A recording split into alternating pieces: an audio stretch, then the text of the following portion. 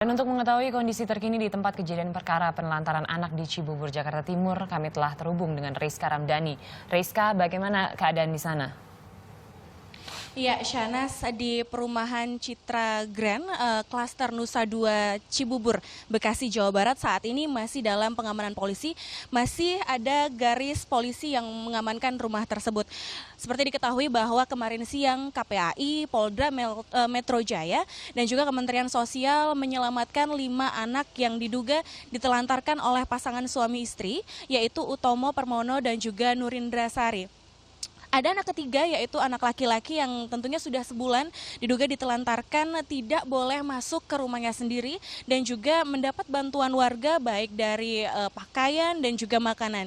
Jika dilihat dari tampak depan rumah, tampak normal-normal saja, tidak ada sesuatu yang ganjil. Namun ketika kemarin Kementerian Sosial, KPAI dan juga Polda Metro Jaya menyambangi rumah tersebut dan juga masuk melihat secara langsung keadaan kondisi tidak layak untuk pertumbuhan anak, terlebih kondisinya sangat kotor dan juga banyak sampah dan banyak makanan berserakan. Nah, untuk mengetahui seperti apa penelantaran selama 1 bulan tersebut, sudah ada bersama saya warga dari perumahan Citra Grand dan juga mantan ketua RT. Selamat pagi Pak Giri Santoso. Pagi Mbak Rizky.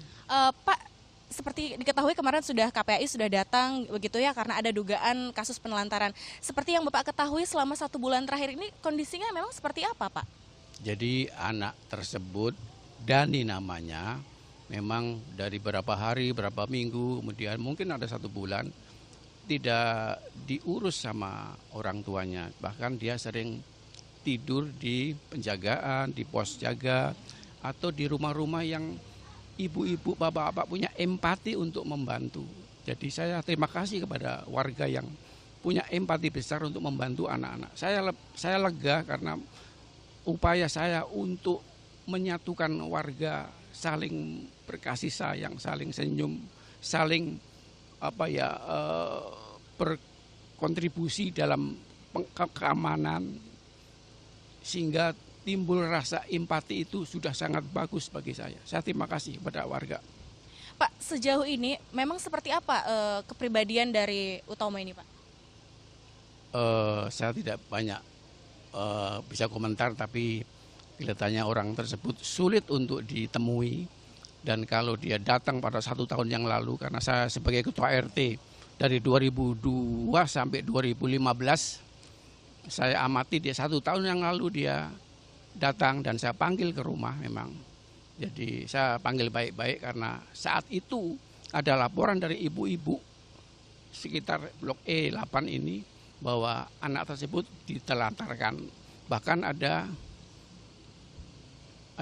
berita ibu itu katanya ada pemukulan, ada bekas-bekas pemukulan, tapi karena kita tidak punya visum, jadi saya sering laporan kepada polisi untuk ditindaklanjuti, tapi itu belum sampai seperti saat ini.